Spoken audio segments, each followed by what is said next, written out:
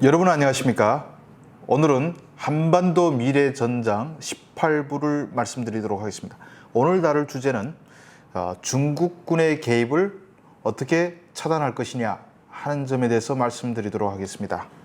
제가 앞서 쭉 미래전장 시리즈에서 말씀드린 것이 우리의 피해를 최소화하면서 이기는 것이 전쟁의 최고의 목적으로 삼아야 된다고 제가 항상 말씀드렸고, 그런 관점에서 제시한 개념들이 지금까지 우리가 갖고 있던 작게의 개념들과 좀 다른 점들이 많다는 점 인식하고 계실 겁니다.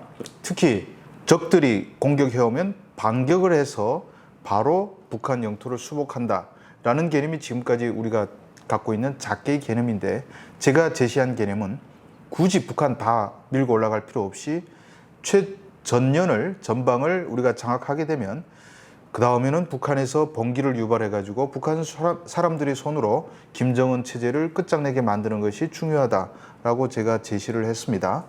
자, 이렇게 되면 우리가 얻을 수 있는 장점은 피를 최대한 적게 올리면서 북한의 해방을 이룰 수 있다라는 점을 우리의 최고의 장점이라고 들 수가 있습니다.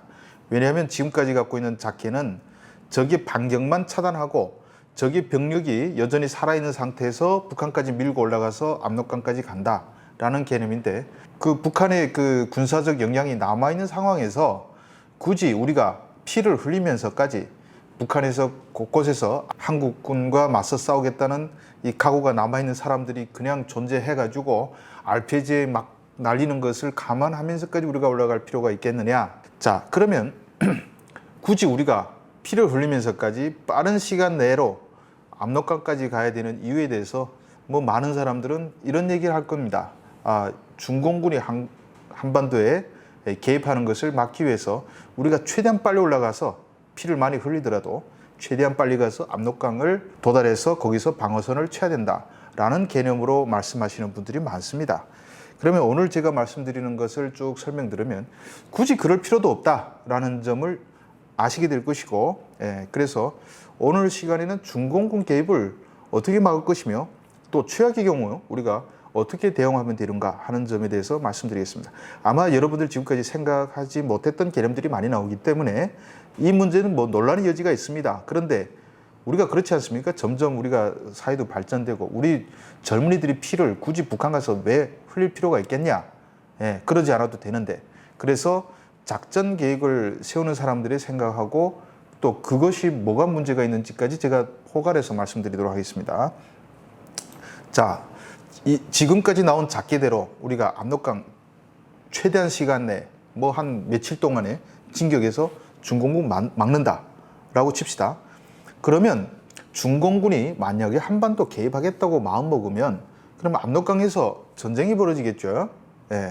굳이 우리가 중공군이 개입할 의사가 없다면 압록강까지 올라갈 필요가 없고, 개입하는 걸 막겠다 그러면 압록강에서 방어선 쳐야 되는데 거기서 전쟁이 벌어지게 되면 어떤 일이 벌어질까요? 저는 정말 제일 어리석은 짓이 중국과 전쟁하는 짓이라고 생각합니다. 한국뿐만 아니라 미국도 마찬가지고요.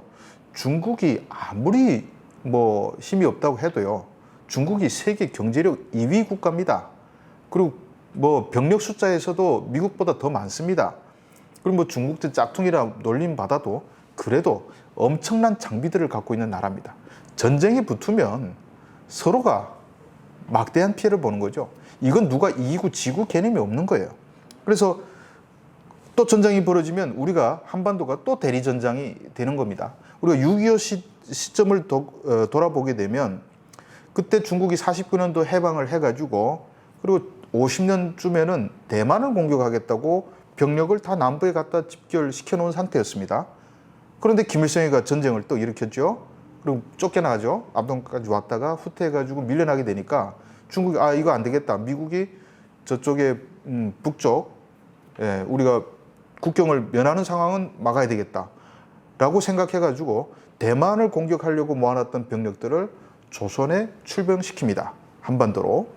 자, 이렇게 돼가지고 결국 어떻게 전쟁이 거의 2년 넘게 더 지속됐죠. 한반도가 대리전장이 되고 죽어나는 것은 우리 민족만 죽어났죠. 물론 중국도 100만 명 이상의 살상이 났긴 했지만 그 전쟁이 그렇게 오랫동안 끄는 바람에 결국 뭐 북한은 뭐 폐허돼서 더 말할 것도 없고 한국에서도 많은 사람들이 죽을 수밖에 없었습니다. 이런 상황을 21세기에서도 다시 반복하는 것은 저는 정말 멍청한 짓이라고 봅니다. 다시 또 벌어지게 되면 어떤 일이 벌어지겠습니까? 6.25 전쟁이 한반도에서 일어나면서 우리 민족만 피해를 보다 보니까 사실 대만만 좋은 노릇 한 거 아닙니까? 대만 침공 못하게 됐죠? 대만이 살아났죠? 지금 경제력 발전해가지고 뭐 이제 1인당 국민소득이 한국 초월한다 만다 할 정도로 지금 엄청나게 발전했어요. 근데 지금은 대만 보십시오. 국방비 투자부터 시작해가지고 그 지금 중국이 쳐들어온다는 와중에도 지금 대만 청년들이 군에 가서 복무하는 기간 보십시오. 한국보다도 각성이 없어요. 근데 그런 대만을 위해서 한반도에서 또 중국군하고 싸워서 대만을 또 지켜준다? 이거는 우리 전략적으로 봤을 때는 한국이 만약에 또 대리전쟁이 일어난다면 세상 멍청한 일이다 라고 말씀드릴 수 있습니다. 그래서 중국과 싸우면 어차피 또 폐허가 될 수밖에 없어요. 그렇다면 중국이 내려온다 그러면 우리가 하지 맙시다 항복 이렇게 하라는 얘기가 아닙니다. 그렇다면 어떤 전략이 필요하냐? 중국이라고 한반도에 참전하는 것이 좋겠습니까? 중국이 한국에 들어오게 되면 또 대만을 남겨두고 한반도에서 또 피를 흘리는 셈이죠. 중국도 부담이 있는 거예요. 그리고 북한하고 북한 땅에서 중국하고 한미연합군이 싸우면 이것도 대리전입니다. 6.25 전쟁하고 똑같은. 그러니까 우리도 피해가 크지만 중국도 엄청난 피해를 봐야 되고 시진핑으로서는 이 정치적 부담이 대만을 먹는다고 피해를 보면 그래 우리 땅이니까. 그런데 북한을 지키느라고 피해를 본다? 시진핑으로서도 정치적 부담이 엄청나고 이것은 가뜩이나 허약한 중국 공산당 체제가 무너질 수도 있는 어마어마한 모험입니다. 그리고 중국이 피를 흘렸다 해서 얻을 것도 별로 없어요. 지금은. 옛날하고는 또 다릅니다. 북한처럼 가난한 국가를 지켜봤자 뭐가 남습니까? 뭐 지하자원이 있습니까? 그 체제가 지켜야 될 가치가 있습니까? 꼭 산밖에 없는 나라예요. 그리고 1950년대하고 달리 지금은 미국하고 국경을 마주하고 산다? 이거 그렇다 해서 큰일 나는 시대도 아니에요. 어차피 지금은 중국을 둘러싸이는 나라들이 다 시장경제 자유민주주의 국가들이 많습니다. 그러다 보니까 한국 하나가 더 추가된다 해서 중국이 당장 무너지는 것도 아니고 또 6.25 전쟁 때는 병력이 막 진주해가지고 먹는 그런 시대였지 않습니까? 근데 지금은 미사일 가지고 폭격기 가지고 위성에 심지어 위성까지 동원해가지고 베이징이 바로 직격당해서 공격받을 수 있는 시대입니다. ICBM이 있고 핵무기가 있고 그러니까 6.25처럼 영토적 개념의 국가 방어를 할 타이밍이 아니라는 거죠.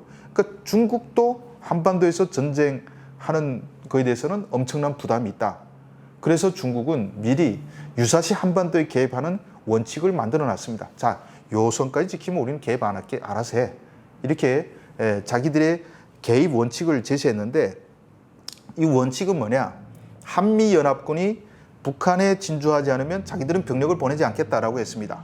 쉽게 말하면 공중폭격, 우리가 제공권 장악하고 제해권 뭐 바다에 싸우고 상관하지 않겠다는 거예요. 병력만 들어오지 말라. 이게 중국이 제시한 원칙입니다. 사실 우리가 제공권만 장악해도 북한은 뭐 보이는 족족 다 갈길 수 있는 능력이 있고 유사시 미국의 증언까지 받게 되면 미국이 항공기만 해도 2,500대 보낸다니까 북한 상공 다 장악해가지고 그냥 싹쓸이 할 수 있어요. 공중을 장악하게 되면 정찰을 통해서 위치를 파악해가지고 내렸다 타격할 수 있는 시대이기 때문에 영토적 의미의 점령이 사실 6.25 때보다 그렇게 의미가 크지 않다 이렇게 말씀드릴 수 있는데 자 그거면 된다는 거죠.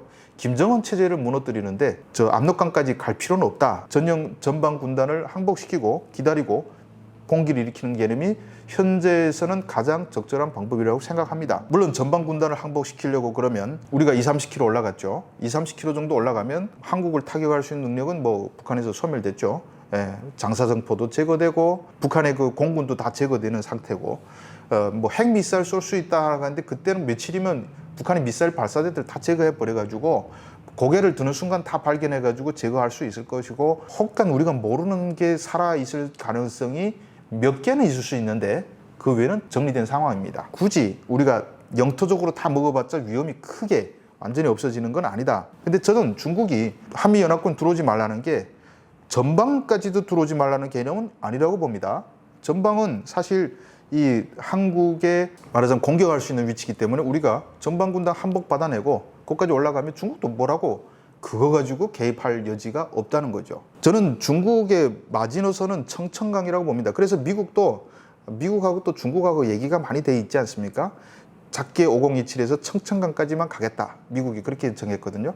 거기가 마지노선이고 더 올라가지 말라는 얘기지. 그래서 우리는 전방 들어가서 나머지는 공중작전 등을 통해 가지고 또 북한의 봉기를 유발해 가지고 정리하는 개념으로. 그리고 중국도 전방까지 들어오면 요거 애매하죠. 평양이 뭐 무너진 것도 아니고 그런다 해서 막 참전하게 되면 참 위험한 도박이다. 그래서 중국은 더 올라오지 않을 것이라고 봅니다. 중국이 만약에 전방 먹은 것도 안 되겠다. 뭐 그래도 괜찮다고 봅니다. 그럼 우리 전방 군단 포로 다 잡아서 데려오면 됩니다. 남쪽으로. 어차피 전방 반반해져 갔기 때문에 북한에서 거기다가 갑자기 병력 증파할 병력도 없어요. 장비도 없고. 그래서 저는 이것이 중국이 항복하자는 게 아니고 피를 적게 흘리면서 북한 수복이라는 목표를 이루기 위해서는 그런 작전이 필요하다. 피를 적게 흘리면서 우리의 목적, 조국 통일이라는 목적을 달성하기 위해서 이런 작전이 필요하다고 얘기합니다. 자, 그러면 북한에서 우리가 이민봉기 일어났다. 그러면 또 중국이 개입할 수 있을까요? 이건 내전이잖아요. 북한 내전. 북한 사람들이 유역대를 만들어가지고 김정은 체제하고 싸우는데 중공군이 개입한다? 이건 내전 간섭이 됩니다. 유엔 차원에서도 이런 거는 용납이 안 되죠. 이건 국가 대 국가의 전쟁이 아니기 때문이죠. 그래서 그런 상황인데도 중공군이 개입했다? 이러면 그때는 우리가 중공군 폭격해도 중국이 할 말이 없어요. 자기들이 먼저 한반도에 진주했고 북한에 개입했기 때문에 한미연합군과의 일전이 불가피한 명분을 지들이 버리는 거예요. 그러니까 명분 없는 싸움에 시진핑이 개입할까? 저는 개입하지 않는다고 생각합니다. 그런데 극단적인 상황 한번 가정해 봅시다. 뭐 그래도 괜찮다는 의미에서 중국이 만약에 38선까지 내려왔어요. 중공군이 6.25 전쟁 때처럼 38선까지 내려왔다 치자고요. 저는 그래도 괜찮다고 생각합니다. 뭐 이게 말이 되는 소리냐라고 하실 분들이 분명히 존재하겠지만은 이건 극단적인 상황이라는 걸 제가 전제로 말씀드리는 겁니다. 뭐 그런 건 최대한 막아야 되겠지만 왜 중공군이 38선에 내려와서 공백이 미룬다고 내려오면 그때는 우리 군이 이미 북한에서 다 빠져나온 상황이니까 우리 군인들이 피를 흘릴 이유는 없겠죠. 그래서 중공군에 의해서 전쟁 벌어져서 우리 군 피해가 없습니다. 그럼 중공군이 38선 내려왔는데 다시 막 서울을 먹겠다고 공격한다? 그거는 중국도 못한다는 거죠. 중국이 바보입니까? 서울을 굳이 먹어야 될 이유가 있어요? 없다는 거죠. 중국이. 그때는 진짜 세계와의 전쟁인데 우리의 군사 장비들이 고스란히 살아있는데 어마어마한 역량, 중국군이 들어오는 거 공격을 방어할 수 있는 능력은 얼마든지 있고요. 그리고 우리 예비군만 해도요, 남자들이 다 군 경력 가지고 있기 때문에 1000만 명의 총 잘 쏘는 예비군이 순식간에 만들어지는데 중국은 인구가 13억이긴 하지만 그 중에서 군대 갔다 온 애들이 몇이나 됩니까? 2년짜리 중공군? 거기다 우리 장비도 월등히 높은데 중국이 어차피 서울을 공격해봐야 먹을 수도 없어요. 또 서울만큼 이게 이 방어하기가 좋은 데가 어디 있습니까? 아파트들이 그냥 촘촘히 있어가지고 중국 기계화 장비들이 내려오지도 못해요. 어느 저 일산만 들어와도 아파트 무너뜨리면 침공 들어올 만한 그 짬도 없어요. 그러니까 중국군도 진짜 중국군 전멸을 각오하지 않는 이상에는 서울을 수복할 수도 없고 그러면 못 먹으니까 포나 미사일이나 쏠까? 우리도 미사일 역량으로 따지면 어마어마한 역량을 갖고 있고 그때 미국, 일본이 가만히 있겠습니까? 마침 잘 됐다. 중국은 그냥 우리가 서울 공격받았으니까 우리는 베이징 타격할 명분이 생기죠. 상하이 때릴 명분이 생기죠. 아마 그때는 미국과 일본이 더 많이 쏘라고 10발 쏠 거 100발 쏘라고 엄청난 자기들 물량 다 몰아줄 겁니다. 한국 보고 대신 쏘게 하라고. 그러면 중국도 베이징 상해 미사일 불바다가 되는 거죠. 한국만 죽는 게 아닙니다. 그렇기 때문에 저는 중국은 설사 극단적 상황에서 분기선까지 내려왔다 해도 대한민국은 안전하다라는 점을 말씀드리는 겁니다. 중공군의 개입에 대해서 우리가 특정한 전략만 갖고 있으면 크게 두려워할 바가 안 된다. 자, 그러면 만약에 중공군이 내려왔다 그러면 우리는 전략을 바꿔야죠. 이때는 뭐 해야 되냐? 우리는 김정은만 제거하는 데 집중하면 됩니다. 이때 뭐 이미 전쟁 상황이기 때문에 미사일이든 뭐 암살조든 우리가 가진 모든 자산을 동원해서 김정은을 제거해버려야 됩니다. 김정은이가 나라를 다스리려면 나와서 돌아다니고 얼굴 비치면서 나 살아있어 라는 것을 보여줘야 되지 않겠습니까? 근데 우리가 모든 역량을 우리뿐만 아니라 미국, 일본의 감시자산까지 다 들여다보고 김정은 찾으면 지는 못 나와요. 못 나오면 죽은 거나 마찬가지다. 북한 통제가 안 되는 거죠. 북한 통제가 안 되면 북한의 해방의 날이 가까워지는 겁니다. 그러면 김정을 우리가 제거했다 치면 북한에 중공군이 있어요. 그럼 어떤 일이 벌어질까요? 당연히 괴뢰 정권 세우겠죠. 중국 괴뢰 정권 뭐 대리인 내세워서 세우게 될 겁니다. 근데 저는 그것도 나쁘지 않다고 봅니다. 왜 나쁘지 않냐? 아니 뭐 중국은 정말 골칫거리를 떠안는 셈이죠. 예, 우리가 해야 될 걸 중국에서 다 해주는 거 아니겠습니까? 예, 우리가 흘릴 피까지 포함해서요. 중국은 괴뢰 정권 세우겠지만은 대신에 북한의 치안 유지는 중국의 몫이겠죠. 예. 우리 군이 가서 한다 치면 거기도 뭐 미친 놈들이 있을 거 아니겠습니까? 김정은 뭐 사상에 미친 놈들이 있을 거라고요. 숨었다가 공격하고 하면 우리가 예? 이라크 같은 데 가서 미군이 피해보는 것처럼 우리도 피해를 감수해야 되는 거죠. 그걸 중국이 해주면 얼마나 좋겠습니까? 그리고 북한 먹여 살리는 거, 북한 개발하는 거 이런 거 중국이 다 해주면 우리는 정말 막대한 돈을 절약할 수 있고요. 또 미국도 엄청 좋아할 겁니다. 왜냐하면 중공군이 한반도에 들어와 있으면 대만에 대한 침공 압력이 훨씬 줄어드니까 대만이 안전해지는 거죠. 대만이 제일 좋아하겠죠. 자, 이렇게 말하면 아니 그러면 북한 땅을 중국에 떼주는 거 아니냐? 예? 북한을 중국의 제4성으로 동북 4성으로 주는 거 아니냐? 이렇게 논박을 하시는 분들도 있을 수 있습니다. 그런데 저는 그런 일은 절대 일어나지 않는다고 생각합니다. 왜? 우리가 역사적으로 따져봐도요. 중국은요. 식민지 개념에 대한 관점이 좀 희박한 나라입니다. 중국은 수천 년 역사에서 먹어서 짓게 안 되면 절대 안 먹습니다. 예, 그래서 중국은 옛날에 다 황제들이 있어가지고 형님 잘하겠습니다. 그럼 잘해 해가지고 형님 큰일 났어요. 일본이 들어왔어요. 그래 내가 막아줄게. 그래서 지금도 주변에 보면 중국이 막 옆에 나라 수천 년 역사를 가진 나라를 먹은 게 있습니까? 예, 없어요. 그럼 티벳은 그 역사를 따져보면 복잡해. 옛날에 청나라 땅이었을 때가 꽤 있었죠. 그렇다 해서 또 티벳이 옛날부터 우리 땅이라고 주장할 만큼 수백 년 역사를 자랑하면서 이럴 수 있는 지금 그런 주체도 없고요. 네이먼고 거긴 또 투표를 해가지고 지금 몽골 지역은 우리는 중국 안 가겠다.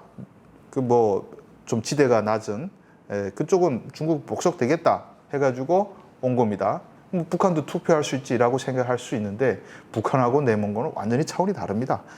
왜냐하면 북한의 민족주의적 교육은 세계 최고 수준이라고 보시면 됩니다. 우리 민족끼리라는 사상 교육을 너무 철저히 해가지고 중국 똥떼놈이라고 증오하는 마음들이 북한 사람들이 엄청 강해요. 진짜 자유투표하게 되면 중국에 절대 복속되지 않습니다. 그러면 중국이 자유투표하게 놔두겠냐라고 할 수 있죠. 뭐 처음에 안 할 수 있습니다. 그런데 수십 년 동안 중국에다가 북한 가난한 거 먹여 살리고 이제 중국이 진짜 북한 점령해서 먹을 수 있는 메리트 자원을 가져갈 것도 없고 북한은 자원이 없어요. 자원이 있으면 저리 거지처럼 살겠습니까? 치안 유지해줘야지. 북한 사람들이 중공군은 뭐 안 다치겠습니까? 거기도 또 공격합니다. 자기들도 피 흘려야지. 가난한 거 먹여 살리고 거기다가 민족주의 개념은 솔직히 우리 민족만큼 민족주의 개념이 센 그런 나라도 전 세계에 찾아보면 드뭅니다. 북한은 틈만 나면 한국하고 통일하겠다고 그래요. 그래서 몇십 년 뒤에 중국 어느 정도 발전하고 그리고 민주주의 요구가 많아져서 시진핑 체제도 견디지 못하면 중국은 북한 먹은 걸 너무 후회할 수밖에 없어요. 가뜩이나 지금 서쪽에서 티베트 독립하겠다는 것도 골치 아파 죽겠는데 북한의 독립운동은 그거 비교나 되겠습니까? 이건 뭐 제가 진짜 새로 제시하는 관점이니까 동의하지 않는 분들도 있겠지만은 우리 지금 군사 개념은 북한 수복, 압록강 방위 여기에만 너무 몰빵이 돼 있어요. 근데 21세기에 이 영토적 개념이 희박해지죠. 군사 전략적으로. 이런 데는 굳이 우리가 이런 작전이 필요하냐 이런 문제에 대해서 그러지 않을 수도 있다 토론해보자 라는 여론만 만들어지는데 제가 요만큼이라도 도움이 된다면 충분히 오늘 유튜브 만든 보람이 있다, 이 말씀 드리는 겁니다. 우리가 작전 계획, 작게 5027, 5015가 정답이 아니라는 점을 우리가 기억할 필요가 있습니다. 이 작게 누가 만듭니까? 군인들이 만들지 않습니까? 근데 군인들이 만들면 그게 정답입니까? 군인들은 평생 맞고 때리는 법만 배웠습니다. 전투만 배웠죠. 그러다 보니까 정치적, 전략적, 지정학적 고려 이런 것들이 다 부족할 수가 있어요. 그래서 계속 좋은 무기만 만들어내라 하고 우리가 항공모함 이런 것 보듯이 될수록 이렇게 우리가 크고 외형적으로 큰 거 이런 거 싸우는 데만 집중이 돼 있다 보니까 정무 감각은 많이 떨어질 수가 있는 거죠.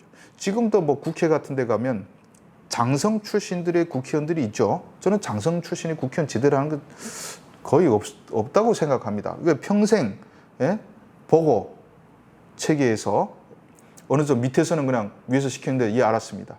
올라가면 시키면 무조건 예 알겠습니다 하는 것만 알다 보니까 지금 장성 출신들이 정치인 돼가지고 정무적 감각을 가지고 제대로 잘하는 사람 몇이나 있는지 여러분들이 떠올려 보십시오. 그런 정무적 감각이 없는 사람들이 만든 게 작계입니다. 그러니까 군인들이 만든 작계가 완벽하지 않다는 것을 우리가 인정하고 모든 정치적 고려와 함께 국제관계에 대한 고려도 해야 되고 그리고 민족의 미래까지 그리고 여기다 플러스 북한 사람들이 심리까지 고려해서 다양하고 복합적인 그런 군사작전 개념을 만들 필요가 있다. 복합적이라는 게 무슨 우리가 제병합동전술처럼 공군, 해군, 육군 연합해서 싸운다. 여기서 벗어나서 여기다 플러스 해가지고 정치적 고려 모든 거 이런 거 복합적으로 고려해가지고 작계를 만들 필요가 있다. 물론 이것은 군인들은 군인들의 논리로 만들고 그런데 그때 만약에 그런 상황에 직면하게 되는 대한민국의 지도자라면 꼭 작계를 따를 필요는 없다라는 점을 우리가 한 번쯤 되짚어 볼 필요가 있습니다. 작계 5015가 만능은 아니다. 군인들이 만든 군사적 대응만 했던 것이고 준공군까지 가정했을 때는 압록강 가서 준공군 들어오는 거 막겠다는 개념이 그게 맞는 개념이 아닐 수도 있다는 점을 말씀드리면서 한 번 더 미래 전장 18부를 마무리 짓습니다. 감사합니다.